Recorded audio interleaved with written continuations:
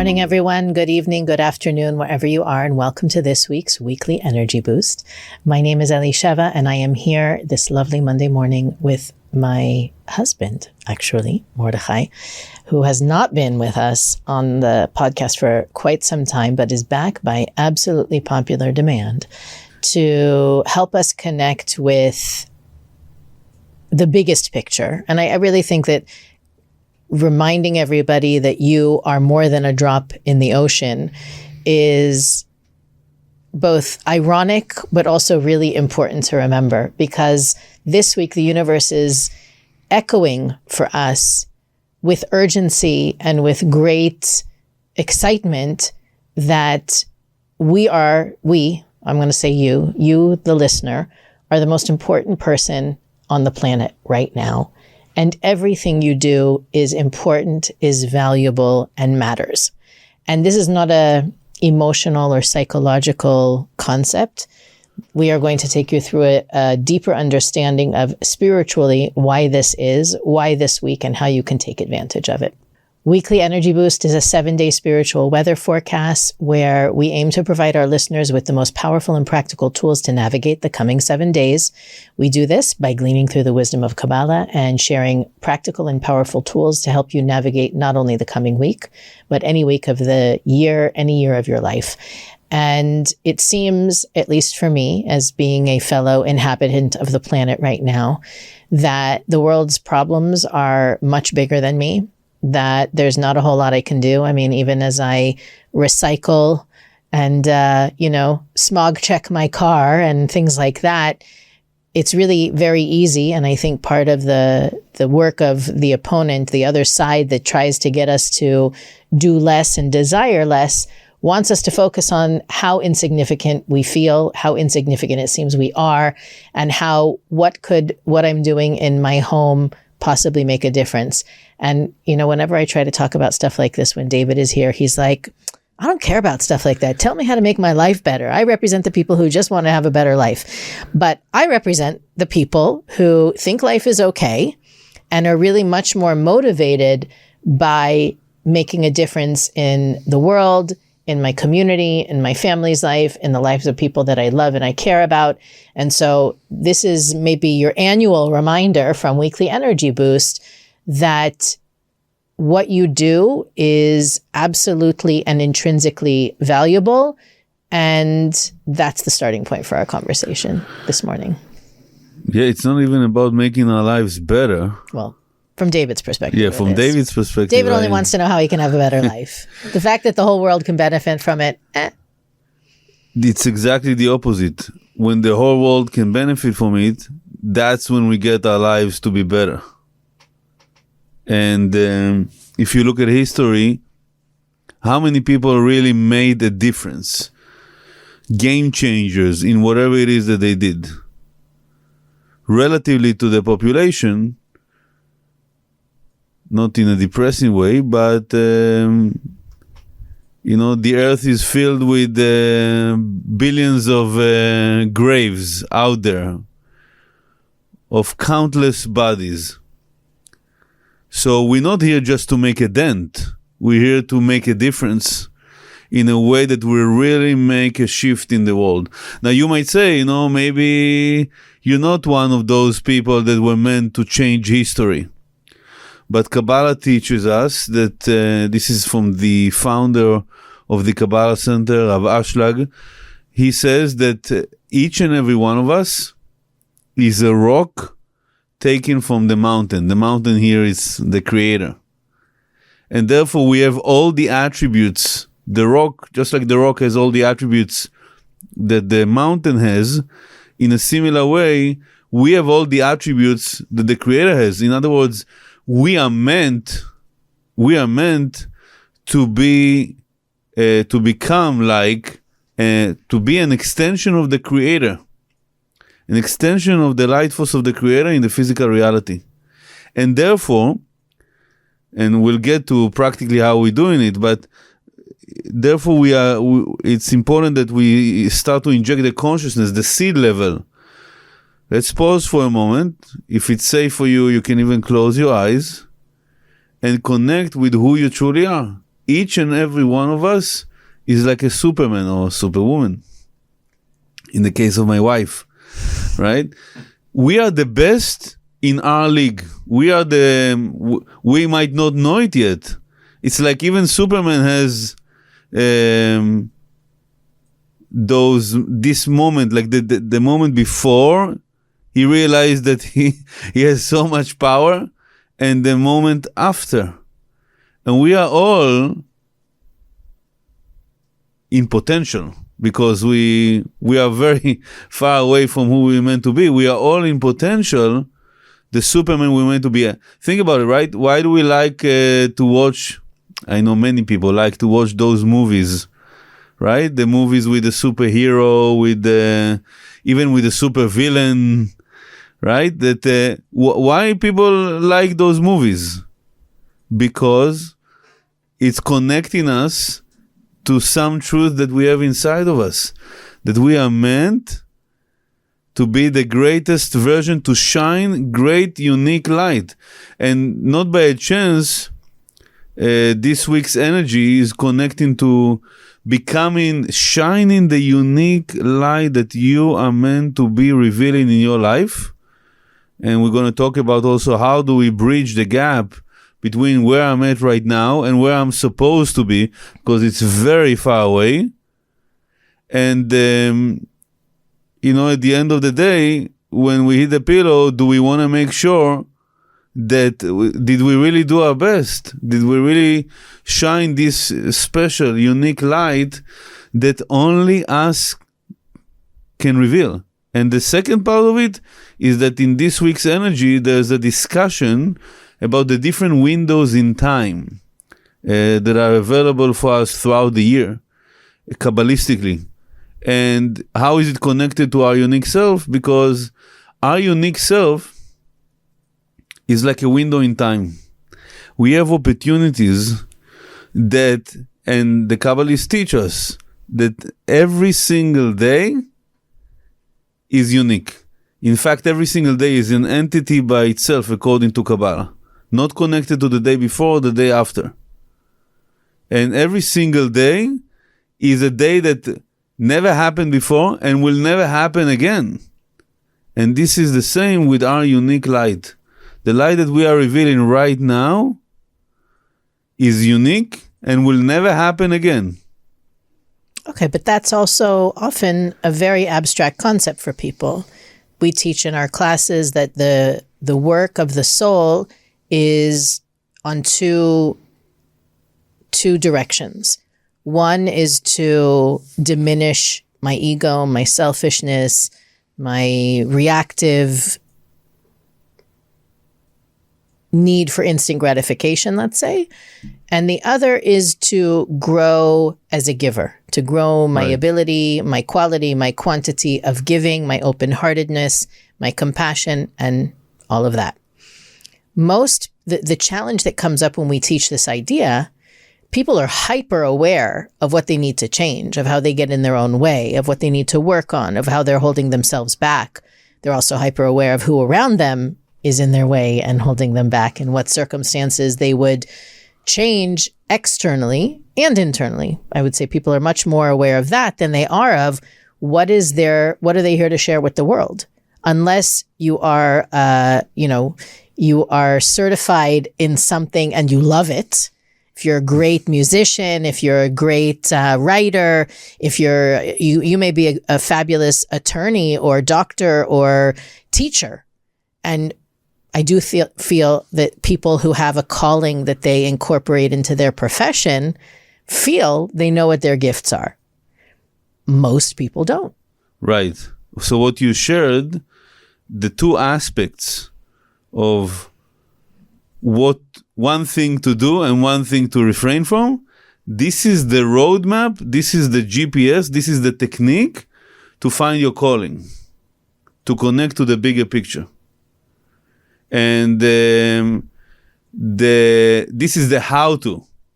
The what actually happens is that you feel at that moment, and I'm not saying that I'm already there, I'm just saying that here and there you can taste from it, that you experience joy, you experience purpose. When you wake up and you are connected to your purpose, you experience motivation. You experience excitement that is from within.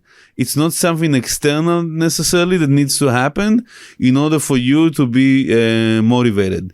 So the how to get there, in order for you to be receiving the revelation of your calling, which I can tell you only from having a taste of it, it's better than the best restaurant I've ever eaten. It's through those two aspects. Refrain from operating from your ego, and that is related to every time that we are also reactive, because when we are reactive, we forget at that moment that we are connected to the big picture, that we have a purpose.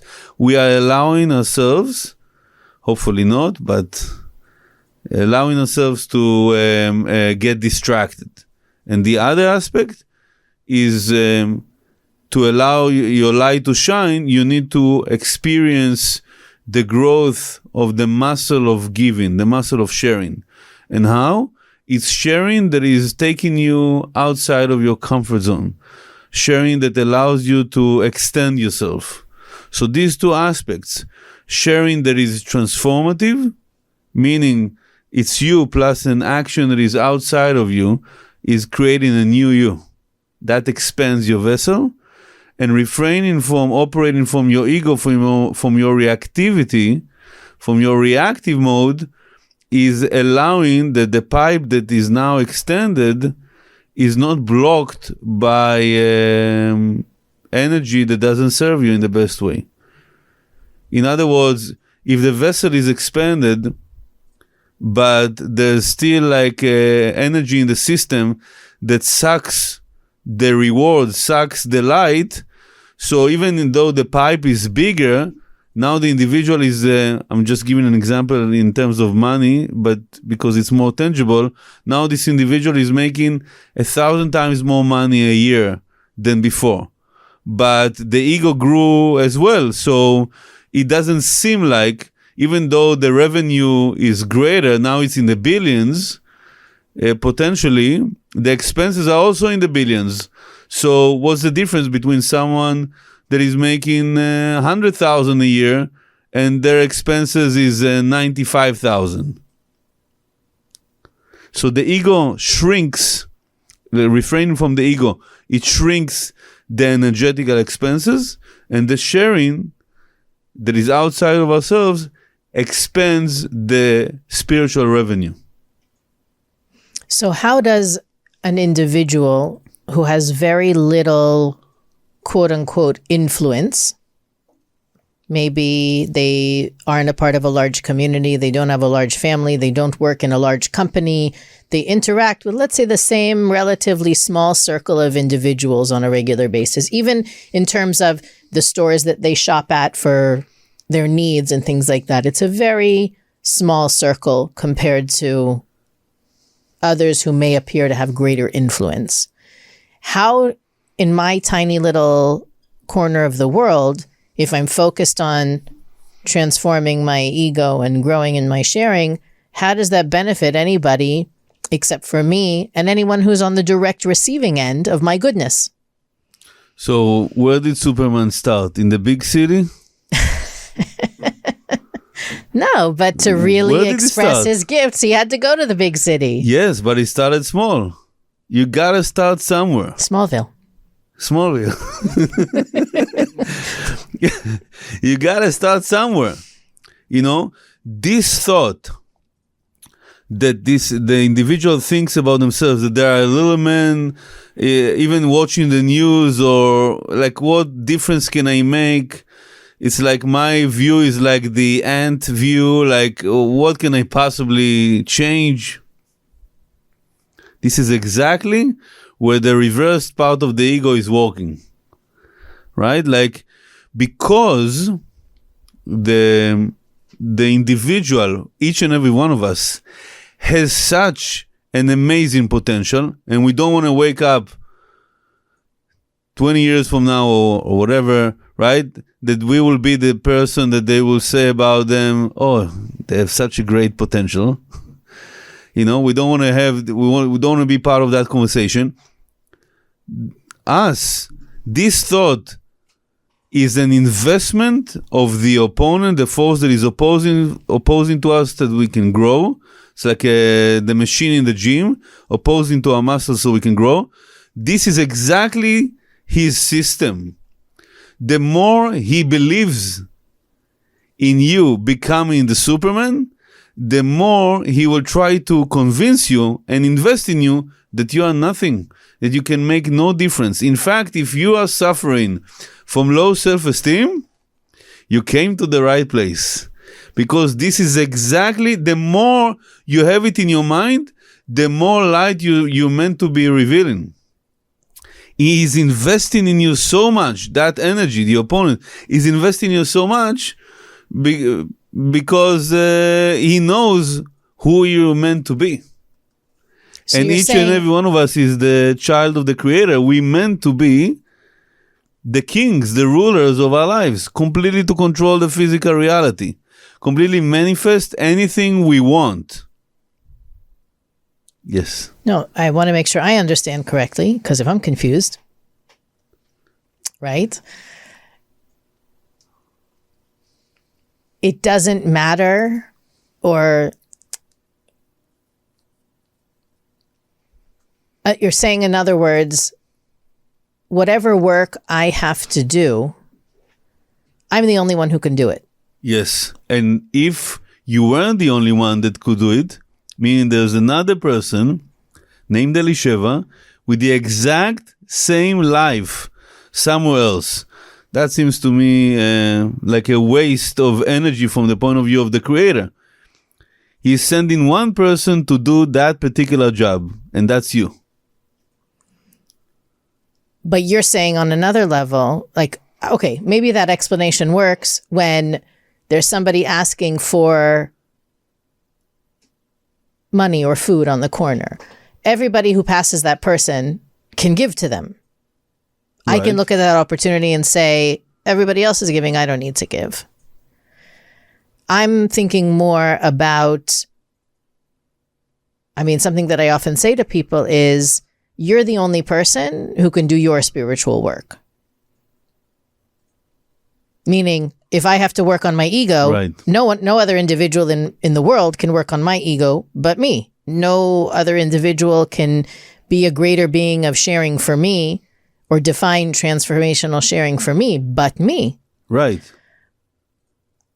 But how does that contribute to the bigger picture? So if I'm attending a class at the Kabbalah Center with 1,000 more people, maybe it's online, maybe it's in person, I might think, what's the difference if I attend the class or not? Anyway, there's going to be 1,000 people there or 999 without me. What difference can I make? And this particular thought is exactly the thought. It's not our thought. It's exactly the thought of the other side that oppose to us. So we can become the greatest that we can be by resisting that kind of thought that does not promote positive growth. So those 1,000 people that attend the class, they're all making a difference. And they're all making a difference in a unique way. Because of the quantum physics, because of the quantum energy, any shift, any transformation that I'm going through in that spiritual experience, and by the way, it can be many other things, right? Including 1,000 people doing the same type of job, 1,000 people doing the same type of giving. Yet, the consciousness is what makes the difference between one individual and another. The type of soul is what makes the difference between one individual and another. So we all have the responsibility, the ability to respond to the different opportunities that come our way every single day. So I am unique, I am special.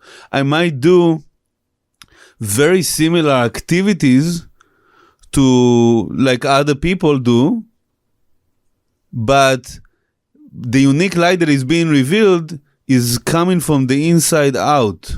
It's my journey and my consciousness that, and soon we'll get to it, right? Like my consciousness of how am I making a difference. But if you want to see how do we bridge the gap between where we are right now and where we meant to be, I would say the beginning is to even start to visualize, take time. Many Kabbalists used to do it a lot. Take time, especially in the beginning of the day, even if it's 10 minutes, 15 minutes, to silence your phone, learn to silence your mind as much as possible, even if it's for 10, 15 minutes, and converse with the Creator. Ask questions, as many as possible, about your journey, about your destiny. In fact, the more questions you ask throughout the day, the more you are connecting to the bigger picture. So this is, and again, remember the roadmap. 2 aspects. Refrain from being reactive. Remember that every time you're reactive, and it's okay if you're catching yourself. Sometimes things happen with humans. So a button is being pushed. At least you are aware. You know, there's a great opportunity right now. So there's now a concealment trying to be coming through the reactivity. I'm not going to choose the reactive route because I'm here. Superman is not now like someone is going to insult him. He's not going to be busy right now with the person that just pushed his buttons, his soft point. He has now a greater job to do. But it's the little things that make the difference. So the route is through these 2 aspects, right? Refraining from the ego and expanding our vessel through transformative sharing. What if you have somebody, I mean, I can think of a number of people I know who have this mindset. They realize that their main work in the world is to work on themselves. All the different things that can mean. They're aware that there is an opponent, a force in the universe that challenges us. They're aware about the illusion of the physical reality and how many times our opponent uses the external to distract us from the true work. But there's also people that find themselves in, let's say, jobs that they don't like. And they can't leave because they need to provide for their families. Right. And they don't see the spiritual value, meaning they have a spiritual life and they have a physical life. They make a living, they work. Sometimes they don't make such a great living, but they go to work, they do their work. They have to. And it's to them, because they don't look forward to it, they're not passionate about it, it's not their purpose. They find it difficult to be in their purpose of working on their ego and sharing more while they're at work. For some people, it's at home. Some people not love being at work, but prefer to be at work than to be at home because they dread being at home for whatever reason. How can they, I mean, if your work is the only work that matters, if you are the most important person on the planet, but you feel you're at a job that isn't right for you or that you're trapped in, or a relationship that you're trapped in, how do you reconcile that? Or it can be even a place that someone lives or an environment. It can be different things. It's like that individual can be, at least for a period of time, be stuck in the matrix. And the way to get out of the matrix is you have to break the pattern. Meaning it doesn't mean right now that you're going to just tomorrow go to your boss and say that you live in the job. You need to transition from that place to the next level. So there are different ways to do it. And I'd like to suggest few ways to do it. Of course, you can choose whatever works for you, but there are few, it can be like a mantra or an exercise that you can do. So exercise number one of my favorites, is that it's even 5 minutes a day, but if you do it throughout the day as many times as possible, there's going to be a greater effect. Because the mind does not differentiate between, it's the same brainwaves between dream state, reality, hallucination, and visualization. It's all the same brain activity. So you can see it even with people that are wearing those glasses, right? Those virtual reality glasses, and sometimes like they even fall, and there's nothing in the room, right? But the illusion looks so real. But for us, it's the same brain activity. So number one that you can use is say to yourself, you can choose whatever the amount is. I have this beautiful amount of money in my bank account, in my possession. So I have all the money I will ever need. Now that I'm wealthy, how am I conducting my day throughout the day? How am I operating to be in that vibration of the wealth? By the way, if you're already rich, it doesn't mean you're wealthy.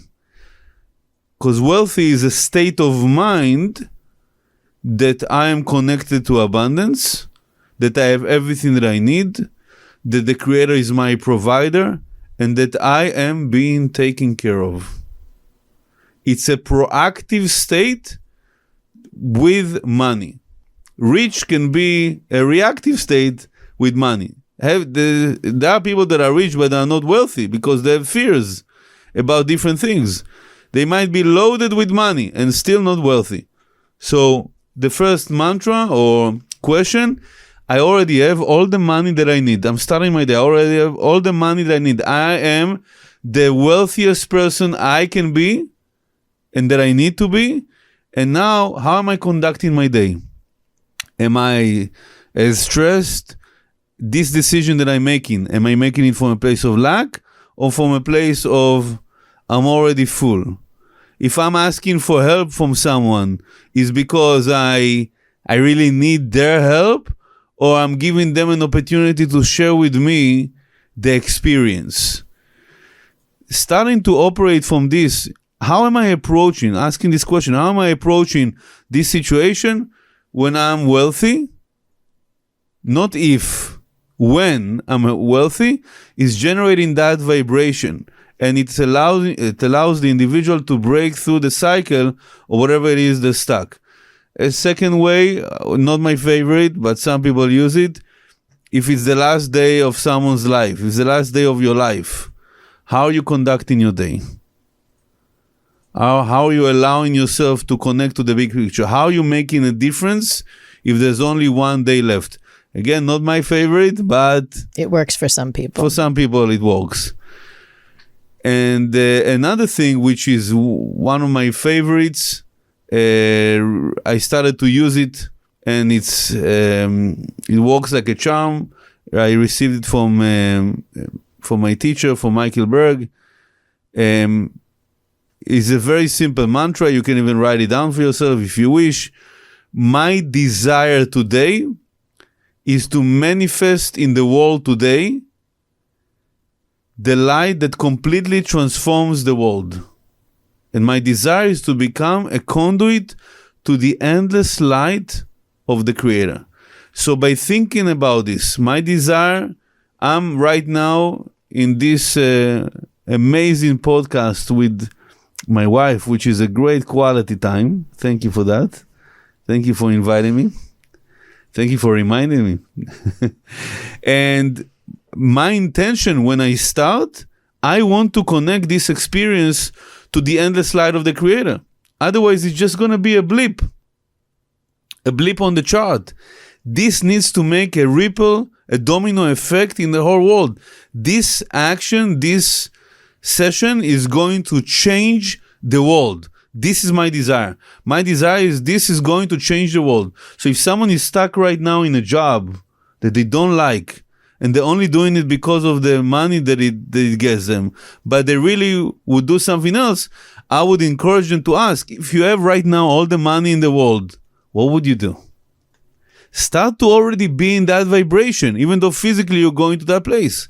And when you go to that job, or when you go into that relationship, to that conversation, or to that place that you live in, and you don't like it and you want to change it, You already have all the money in the world. And if it's the last day of your life, I don't know, some people use it, but the last one, I'm already in it. So my desire today is through this. I'm going out to that job. I'm going out to that conversation. Every little thing, this is going to change the world. How? What? Not my business. My business is to be the Superman that I can be. And practice makes perfect. So every day I'm going to ask. Every moment, every opportunity. I'm answering a text, I'm answering an email, I'm picking up a phone call. It doesn't seem important. By the way, whatever seems to be not so important, that's probably where you want to put some energy, because the opponent is investing in you to disregard whatever seems to be not so important. And by thinking like this, that every little thing that I do makes a difference. And by the way, you can see it throughout the different movies that are based on a true story, right? About people in the sports industry that got injured and different things like, there's so many stories, right? And we love those movies. Why? Because they're talking about shining this greatest light that we are meant, only us. There's no one else that can do that. So when I'm thinking like this, that every little thing that I do is going to make a difference, I'm attaching my actions to the endless reality. And therefore, I can manifest even the smallest things. But on the other hand, if the individual is coming to their job and they're not thinking that it's making a difference, your consciousness is what creates your reality. So unfortunately, it's a waste of time. By the way, that's something that's proven. There was a really interesting research done. His name is Professor Richard Weissman, and he created what's called Luck School. I heard his name from doing the episode with Murray Hidary a few weeks ago, and I started to read a little bit about it. And basically, he created a month-long program in which he took a group of people, I don't remember exactly how many it was, and this is just one of his research projects. He interviewed them, categorized them, they feel lucky, they don't believe in luck, or they feel unlucky. And then he taught them 4 proven strategies to feel more lucky. Okay? At the end of the month, 80% of the participants felt their lives improved. This is amazing. It's amazing because it proves that your perception changes your reality. So let's say, for example, one of the practices he taught them to generate this good fortune in their lives was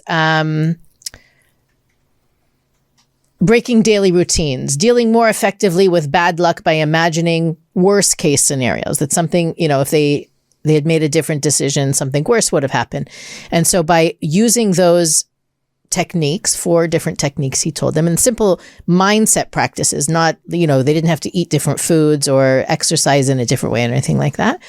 80% of them were now happier and more satisfied with their lives as the result of acting like they were lucky, believing that they were lucky, and living their lives like they were lucky. So I love that quote unquote proof, because what it tells you is that if you treat your time and your energy as the valuable resource they will be more valuable, more impactful, and more effective. But like you said before, if you think it doesn't matter, it won't matter. And science has proven this in all different ways, the particle versus wave discussion, that literally now what they've decided, and you can Google this, by the way, particle versus wave, the current research shows that how the atom behaves depends on the intention of the research.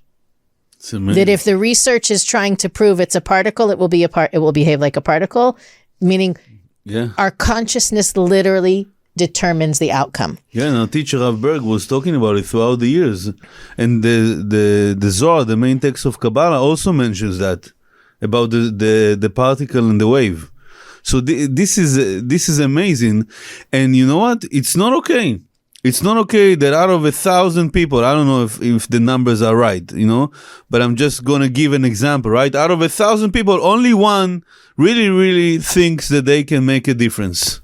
and the other ones just exist. It's not okay. We need to step up the game because there's so much suffering in the world. You know, you can even be right now, maybe I shouldn't use the word even. You can be with your spouse and having quality time. You can be with your child right now and having a quality time. You can have lunch, dinner, breakfast, and by you injecting the consciousness, this is changing the world. This is going to make the difference. By us starting to inject the consciousness of connecting to the bigger picture. I meant my light is unique. I am the child of the Creator. I am unique in the world. There hasn't been someone exactly like me in the past, and there will never be someone exactly like me in the future. It's time to pull up the sleeves, and if you have a short sleeve shirt like I do, it's even better. You don't even need to pull up the sleeves and start to move to the next gear. And it's only a shift in consciousness through visualization, through conversations with the Creator. And I promise you, not because it's me, on behalf of my teachers and the Kabbalists, that they knew how to play this game of life correctly. And they won in this game in their era, in their time. I promise you that the more you speak with the Father, the parent of your soul, which is the Creator, I promise you, the more you're going to get answers. We as parents and we as children, parents want all the time for their child. And then every normal parent want their child to share with them how was it today, asking for advice, updating them, making them part of your life. The Creator is the ultimate parent. And every situation we have is an opportunity for us to get closer to our ultimate parent. And the rewards are going to come, and they're going to come fast. So get ready. Okay. I'm going to put you on the spot a little bit. It's to be alive versus to exist. Okay. So be alive with this next question. Yes. We just began the month of Taurus. I don't know if we've ever had a live Taurus Best on month the show of the year. During the month of Taurus. How can we use the unique qualities of this month to do what we just talked about? So not just the weekly energy, but also the energy this month. So how can we use the unique energy of this month? First of all, the Taurus known for the perseverance. They are in for the marathon. So they don't get discouraged relatively easily. So we can connect to perseverance, which is for this month. That's number one. Number two, they known also to be, on one hand, hard workers because they want to be comfortable. But on the other hand, they, I don't like the word, but forgive me, fellow Taurians, but some people say that we tend to be lazy. I want to look at it as more efficient. If I need to become the best version of myself, I'm going to find ways to quickly get there because it's going to be more comfortable. And we are motivated by being comfortable, which is not a bad thing. So this is the second thing. And the third thing is that the Taurians, they are known because they are connected to planet Venus, which is the planet of beauty and love. They know to appreciate beauty, to appreciate art, to appreciate life, to appreciate the wonders of the world, even in the smallest things. They love to love. Recently, my wife and I went on a certain concert, and it wasn't, let's say, the most appropriate, but I didn't see it that way.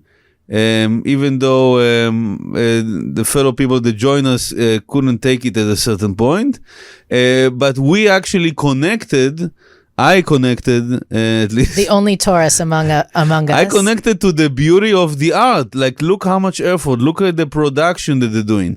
So you want to use the gift of this month. The Taurians, they value love. They value beauty. To take as many moments throughout the day and value who you are. Value your value. Value that you are a unique superhero, a unique Superman, and start the day by saying to yourself, wow, I don't even know yet what blessings, what miracles the Creator is about to give me today. So I'm excited because as much as I'm planning the day, I'm going to keep on persevering. I don't know how it's going to plan out, but I know that the Father of my soul, the ultimate parent, is here with me. I'm talking to him throughout the time, and he's guiding me in every step of the way to shine my greatest light, which will give also my ultimate parent the greatest pleasure to see his child graduate. I honestly feel if enough people felt like that and lived like that, the world wouldn't look the way it looks today. And that's really people say, well, what can I do? How can I help?